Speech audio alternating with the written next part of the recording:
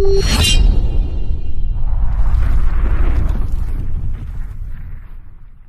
स्वागत है आपका अपने YouTube channel JTS GS world में। तो दोस्तों जैसा कि आप थंबनेल में देख रहे होंगे, साइंस की वीडियो पर आज हम चर्चा करने वाले हैं।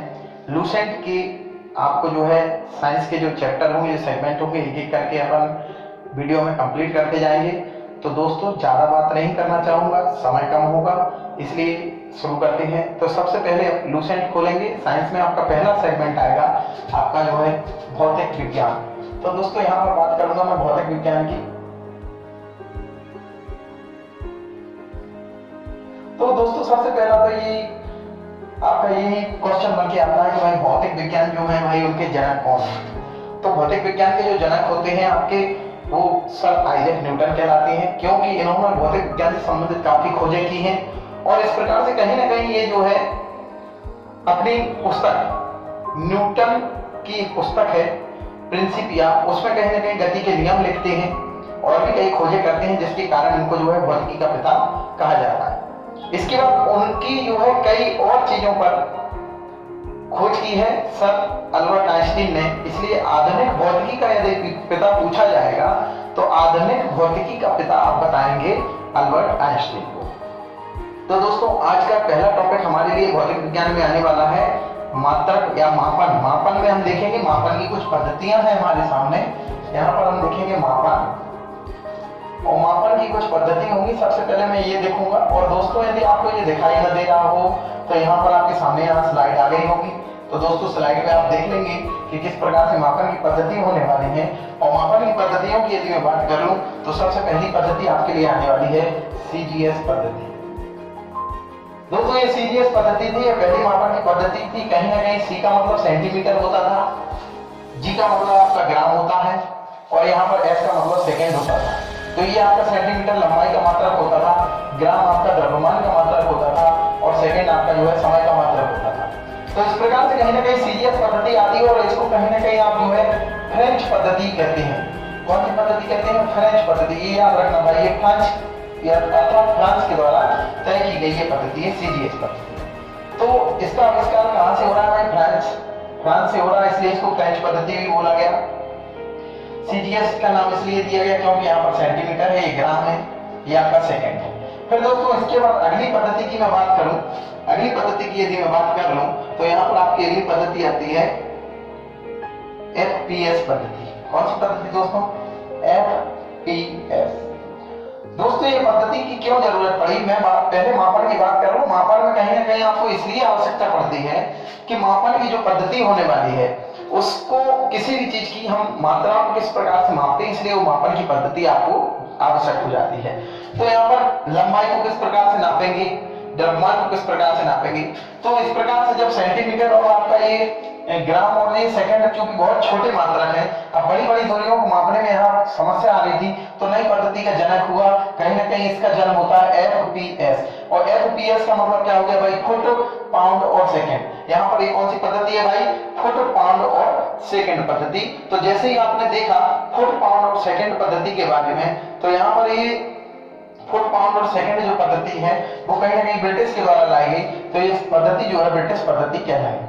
ये आपको थोड़ा सा याद होना चाहिए।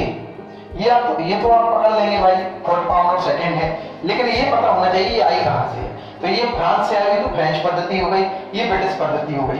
फिर इसके बाद आपकी अगली पद्धति आती है, कौन सी भाई?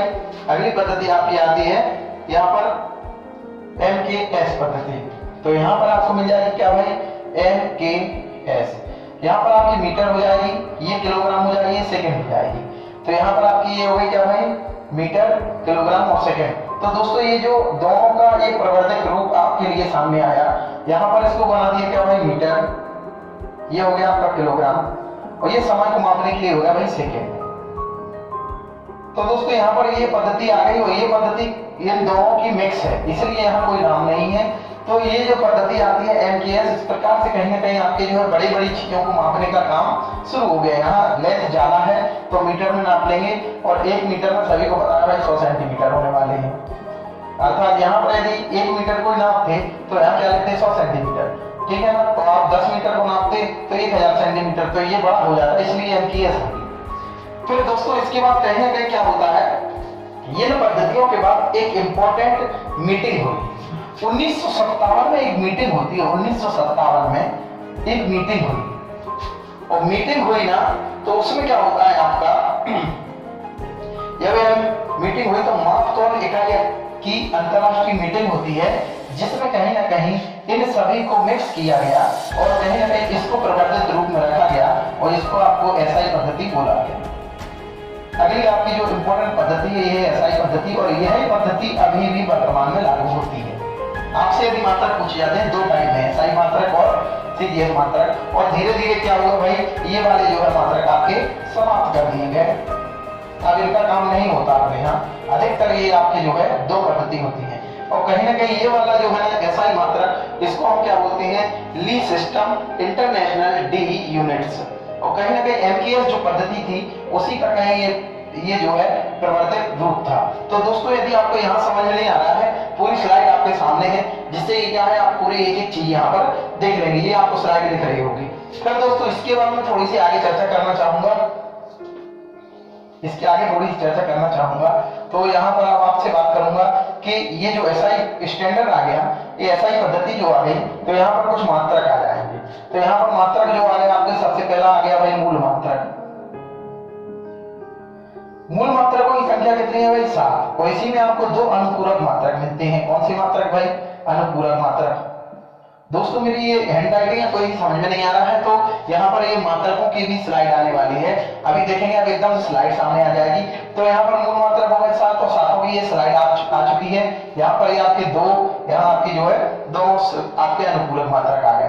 फिर इसके बाद आता है आपका व्युत्पन्न मात्रक, और व्युत्पन्न मात्रक में क्या होता है आपका कि कहीं ना कहीं ये जो मूल मात्रकों से जो उत्पन्न होते हैं, ये जो मूल मात्रक है उनसे जो उत्पन्न होते हैं, उन्हीं से कहीं ना कहीं क्या बन के आपका रेडी होता है व्युत्पन्न मात्रक। जैसे कि बता दूं मैं, यहाँ पर आपको ये जो 7 आपने देखे हैं, यहाँ पर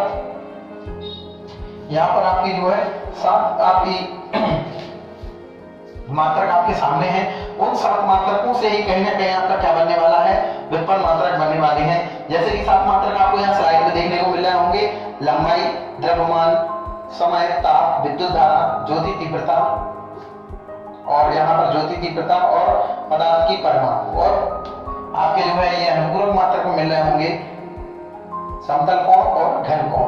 तो दोस्तों ये आपके सामने एक स्लाइड आ चुकी है जो आपको बराबर से मिल रही है, और ये आपके जो है मूल मात्रक है। मूल मात्रक के बाद कहीं ना कहीं आपके मूल मात्रक है, जो मूल मात्रकों के बाद आपके जो है अनुपूरक मात्रक है। व्युत्पन्न मात्रक मूल मात्रक से किस प्रकार से बनते हैं, तो दोस्तों थोड़ी सी स्लाइड को मैं हटा देता हूँ, दोबारा आ जाएगी स्लाइड, यहाँ से स्लाइड को हटा दिया मैंने। और इसके बाद व्युत्पन्न मात्रक में आपको क्या बता दूं कि जो व्युत्पन्न मात्रक होंगे वो कहीं ना कहीं मूल मात्रक से ही मिलकर बनते हैं। जैसे कि बात करूं मैं आयतन की, तो आयतन का सूत्र सभी को पता है भाई, भी क्यू होता है, ठीक है ना।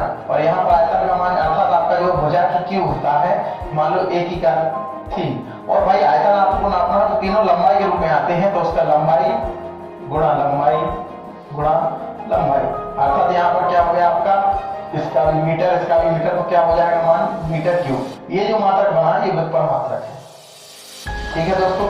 इस प्रकार से व्युत्पन्न मात्रक कंप्लीट हो जाता है। फिर आपको देखने को मिल जाएगा ये व्युत्पन्न मात्रक जैसे ही कंप्लीट होता है, यहीं पर एक और चीज मैं दिखाने का प्रयास करूंगा। जैसे कि आपको बात कर लूं यहाँ पर वेग की, चाल की बात कर लूं, तो चाल का क्या होता है भाई, समय, दूरी, इसका सूत्र क्या होता है, दूरी बटे समय, और दूरी का मात्रक क्या होता है भाई मीटर, और समय का क्या मात्रक होता है सेकंड, और यहाँ पर आपको क्या मिल जाएगा मीटर पर सेकंड। तो भाई मीटर पर सेकंड जो मात्रक है वो व्युत्पन्न मात्रक है, क्योंकि ये दो मात्रकों से मिलकर बना है, इसलिए मैंने बोला जो मूल मात्रक से निकल के आएंगे वो आपके क्या कहलाएंगे, व्युत्पन्न मात्रक कहलाएंगे। तो इस प्रकार से दोस्तों कुछ मात्रक है इंपॉर्टेंट, और यहाँ आपको जो है मापन की पद्धतियां मैंने बता दी, किस प्रकार से मूल मात्रक होते हैं, किस प्रकार से उनसे जो है मात्रक व्युत्पन्न मात्रक होते हैं। तो दोस्तों मूल मात्रक हो गए, व्युत्पन्न मात्रक हो गए, ऐसा कि आपको ये स्लाइडों में दिख रहा था। तो इसके बाद आप थोड़ी सी बात करता हूँ, कुछ इंपॉर्टेंट मात्रक हैं, छोटे छोटे मात्रक हैं। जैसे कि दूरी की बात करूं, दूरी का सबसे जो है लंबाई, ज्यादा से ज्यादा लंबाई मापने के लिए क्या यूज होता है, तो जैसे अंतरिक्ष की बात करूं तो वहां पर जो है ग्रहों की दूरी बहुत ज्यादा होती है, उनको मापने के लिए कहीं ना कहीं आपका क्या यूज होता है भाई, प्रकाश वर्ष का यूज होता है। तो इसलिए यदि आपसे कभी प्रश्न पूछा जाए कि कौन सा मात्रक जो है लंबाई का सबसे बड़ा मात्रक होता है, दूरी का सबसे बड़ा मात्रक होता है, तो वो होता है आपका प्रकाश वर्ष। तो यहाँ पर मैं आपको दिखाऊंगा कि ये देखिए भाई, यहाँ पर ये आपका लिख दिया मैंने, एक प्रकाश वर्ष। तो दोस्तों यहाँ पर मैं आपको बता दूं कि यहाँ पर आपको मिल जाएगा एक प्रकाश वर्ष, और एक प्रकाश वर्ष का मान टोटल कितना होता है मीटर में। यहाँ पर मैं आपको बता दूं इसका मान होगा 9.46 into 10 to the power 10 to the, यहाँ पर आप देखेंगे 9.46 into 10 to the power 15 metre. ये जो है प्रकाश वर्ष का मान है, और ये कहीं ना कहीं आपकी जो है सबसे बड़ी इकाई है दूरी की। और कहीं ना कहीं यहीं पे आपको मैं बता दूं कि ये प्रकाश वर्ष से भी एक बड़ी इकाई बनाई गई, जिसका नाम रखा गया भाई पारसेक। और पारसेक का मतलब होता है पार सेकेंड, अर्थात एक प्रकाश वर्ष कितने समय में जो है पार हो जाता है, कितने सेकंड में पार होता है, कितने मिनट में नहीं भाई, कितने सेकंड में। इसलिए इसका पूरा नाम है पार सेकेंड। क्या है इसका पूरा नाम? पार सेकेंड। और कहीं ना कहीं एक प्रकाश वर्ष में जो है पार सेकेंड की बात करूं तो यहाँ पर एक पारसेक में आपका 3.26 आपका जो है प्रकाश वर्ष हो जाएगा। कितना हो जाएगा भाई? 3.26 प्रकाश वर्ष हो जाता है। और कहीं ना कहीं यदि मैं उस टाइम में बात करूं, मीटर में बात करूं, तो 3.08 into 10 to the power 16 metre. तो दोस्तों यहाँ पर ये मैं कुछ बातें बता रहा हूँ, आपको लूसेंट में लिखी मिल जाएंगी सारी चीजें, और लूसेंट से ही आपको याद करना है, बिल्कुल याद करना है कि एक प्रकाश वर्ष में भाई कितना मीटर होता है, तो 9.46 into 10 to the power 15 metre. और कहीं ना कहीं आपको एक पारसेक में कितना होता है प्रकाश वर्ष में पूछा जाएगा 3.26 प्रकाश वर्ष, और यदि आपसे मीटर में पूछा जाएगा तो 3.08 into 10 to the power 16 metre. तो इस प्रकार से आपको ये याद करना है। इसी के साथ आपको क्या क्या याद करना है भाई, यहाँ पर आपको मिल जाएगा बल का मात्रक। बल का मात्रक बात करूं मैं, तो बल का मात्रक यहाँ पर आपको मिल जाएगा, ये सब लूसेंट में लिखे हुए हैं। बल का मात्रक आपको एक तो क्या मिल जाएगा भाई, जूल मिल जाएगा। ये ऊर्जा का भी मात्रक, एक बल का मात्रक न्यूटन मिलेगा दोस्तों,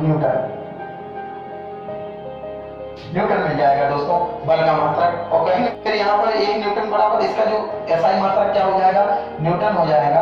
और कहीं ना कहीं इसका यदि मैं बात करूं आपकी सीजीएस पद्धति में, तो सीजीएस पद्धति में इसका मात्रक आपका क्या होने वाला है, डाइन। दोस्तों ये डाइन है, ये डाइन नहीं है, डायन नहीं है, ये डाइन है। तो कहीं ना कहीं यदि मैं बात करूं 1 न्यूटन में कितने डाइन होने वाले हैं, 1 न्यूटन में आपके कितने डाइन होंगे, तो 1 न्यूटन में यदि आप डाइन की बात करूं तो 10 टू दी पावर क्या होगी भाई, 5 होंगे। कितने होंगे भाई, 10 टू दी पावर 5 डाइन। ये आपका हो गया भाई बल का, ये आपको याद हो जाएगा। इसी के साथ साथ आपको क्या क्या याद करना है, इसी के साथ साथ आपको याद करना है, एक और दिया होगा ऊर्जा का या कार्य का। तो कार्य का आप देखेंगे भाई एसआई मात्रक जूल हो जाएगा, और सीजीएस पद्धति में ये आपका अर्ग हो जाएगा। तो कार्य का मात्रक देखेंगे तो यहाँ पर आपको क्या मिल गया भाई, जूल मिल गया। और सीजीएस पद्धति में बात करूं तो अर्ग हो जाएगा। क्या हो जाएगा दोस्तों, अर्ग हो जाएगा सीजीएस पद्धति में। और इसका किस प्रकार से इसका वो मापन होगा, तो 1 जूल बराबर 1 जूल बराबर कितने अर्ग होंगे दोस्तों, 1 जूल बराबर 10 टू दी पावर 7 अर्ग होगा, 10 टू दी पावर 7 अर्ग। तो दोस्तों इस प्रकार से ये कुछ चीजें थी। इसके बाद भाई 10 टू दी पावर ये घातें आती हैं छोटी छोटी, जिसमें आपको 10 की पावर जो होती है डेका सेंटी है ना, ये सारी चीजें आती हैं। यदि 10 टू दी पावर 1 है तो क्या होगा, 10 टू दी पावर 2 है तो क्या होगा, ये सारी टेबल आपको याद करनी है। अधिकतर ये पूछी नहीं जाती, लेकिन जैसे 9 है तो वहां पर आपको जो है नैनो लिखा आएगा, 10 टू दी पावर -9, अर्थात वो छोटे से छोटा पार्टिकल हो जाएगा। तो इस प्रकार से माइनस में पावर है तो वो छोटा पार्टिकल है, और प्लस में पावर है तो वो बड़ा पार्टिकल है, और 10 टू दी पावर को अलग अलग नामों से जाना जाता है। तो दोस्तों इस प्रकार से आज मैं आपको जो है मापन की पद्धति बता दी, मात्रक बता दिए, और कहीं ना कहीं अब हम अगली वीडियो में यहाँ पर गति, कार्य, ऊर्जा, ये जो भी टॉपिक आएगा, मोशन, गति पे हम जो है चर्चा करेंगे। धन्यवाद।